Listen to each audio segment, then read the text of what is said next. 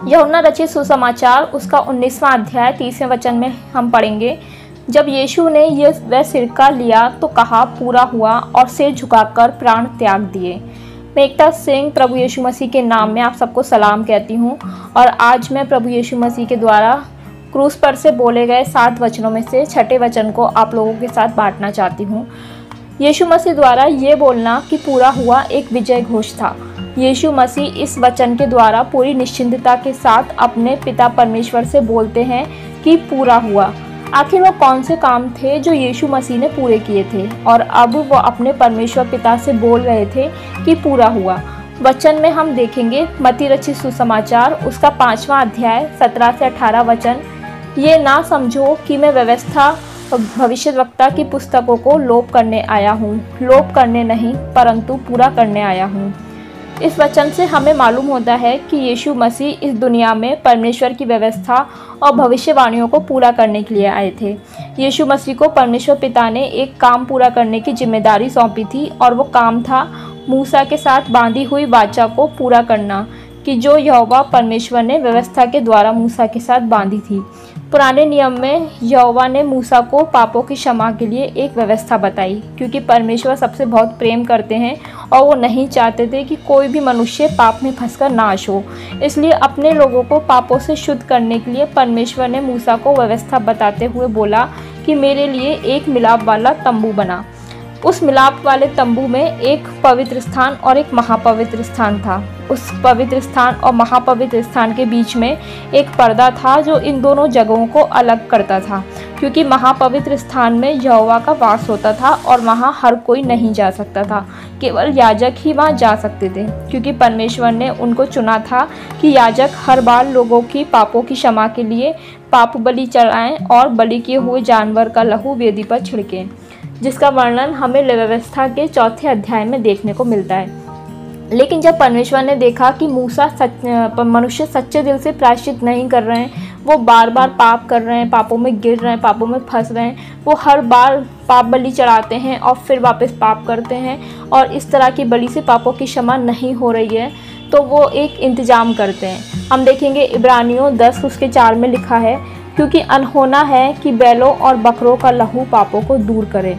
इसलिए यीशु मसीह को पिता परमेश्वर अपने बेटे को इस धरती पे भेजते हैं ताकि उसके द्वारा, उसके बलिदान के द्वारा हमें हमारे पापों से क्षमा मिल सके। यूहन्ना 3:16 में हम जानते हैं, वहाँ लिखा हुआ है, परमेश्वर ने जगत से ऐसा प्रेम किया कि उसने अपना इकलौता पुत्र भी दे दिया। तो परमेश्वर ने मानव जाति के उद्धार का काम अपने इकलौते बेटे यीशु मसीह को सौंपा और अपने इसी मकसद को पूरा करने के लिए प्रभु यीशु मसीह शरीर में होकर के मानव रूप में इस दुनिया में आए। पहला तीमुथियुस 1:15 में लिखा है, प्रभु यीशु पापियों का उद्धार करने को इस जगत में आया। इस वचन के द्वारा हम देखते हैं कि यीशु के द्वारा मनुष्य के उद्धार का काम पूरा हो जाता है।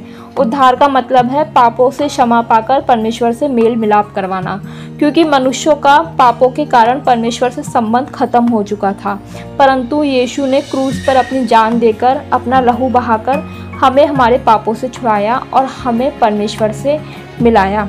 और वो क्या काम थे जिनको पूरा करने के लिए यीशु मसीह इस दुनिया में आए, वो हम देखेंगे। पहला यूहन्ना 4 अध्याय 9 वचन, परमेश्वर ने अपने इकलौते पुत्र को जगत में भेजा ताकि हम उसके द्वारा जीवन पाएं।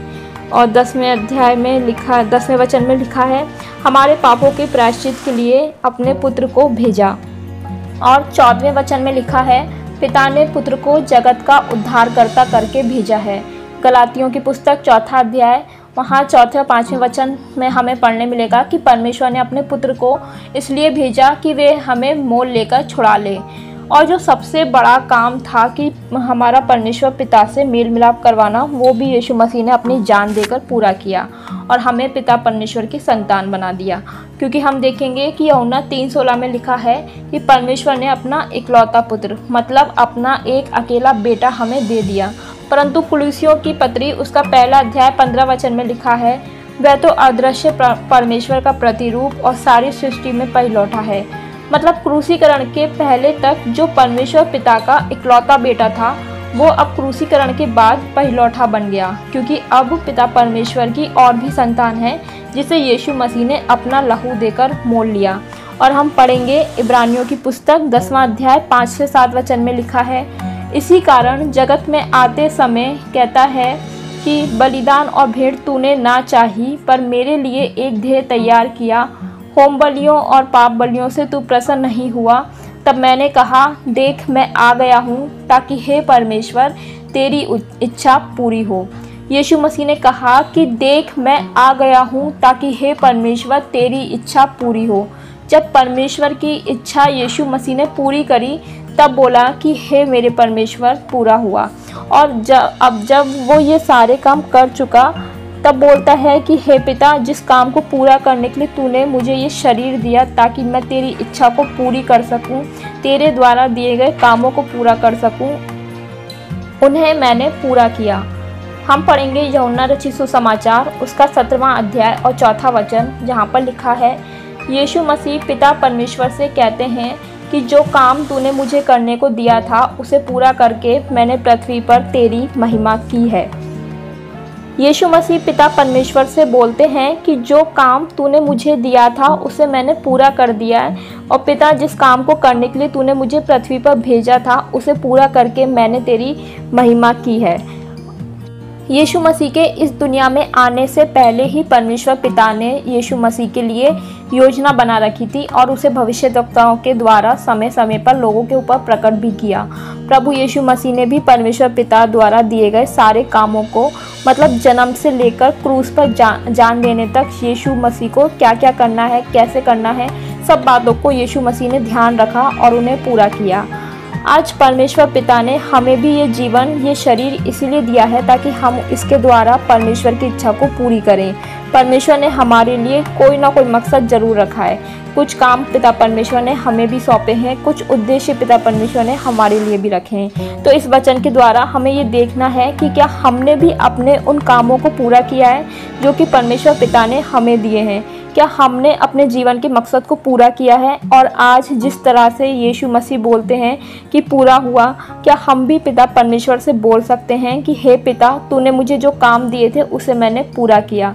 जिस तरह से यीशु मसीह ने अपना काम पूरा किया, उसने गली गली में, शहर शहर में, पापियों के बीच में, फरीसियों के बीच में, शास्त्रियों के बीच में, महासभा में, सब जगह परमेश्वर के वचन को सुनाया और मन फिराव का प्रचार किया, और आखिरी में सबके गुनाह अपने ऊपर लेकर वो सलीब पर चढ़ गया और बड़े इत्मीनान से ये बोलते हुए प्राण दे दिए कि पूरा हुआ। हमें भी पिता परमेश्वर ने बहुत काम सौंपे हैं, क्योंकि हम परमेश्वर के राजदूत हैं। और पहला कुरिन्थियों उसके 5वें अध्याय और 18वें वचन में लिखा है, ये सब बातें परमेश्वर की ओर से हैं, जिसने मसीह के द्वारा अपने साथ हमारा मेल मिलाप कर लिया और मेल मिलाप की सेवा हमें सौंप दी। आज परमेश्वर पिता के साथ उसकी संतान को मेल मिलाप का काम करवाने की जिम्मेदारी यीशु मसीह ने हमें सौंपी है, और हमें इस काम को पूरी जिम्मेदारी के साथ पूरा करना है। जब यीशु मसीह ने क्रूस पर अपनी जान दी, तब मंदिर का पर्दा ऊपर से नीचे तक 2 टुकड़ों में फट गया। मतलब पवित्र स्थान और महापवित्र स्थान के बीच में कोई सेपरेशन नहीं था, कोई गैप नहीं था। अब हर कोई परमेश्वर के पास जा सकता था, और यीशु मसीह ने इस काम को पूरी जिम्मेदारी के साथ किया।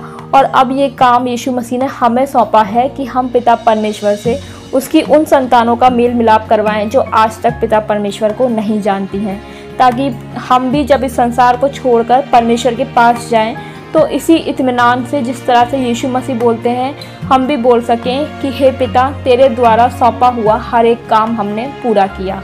आज के इस वचन के द्वारा हम सबको आशीष मिले। परमेश्वर के नाम की महिमा हो। आप सबको जय मसीह की।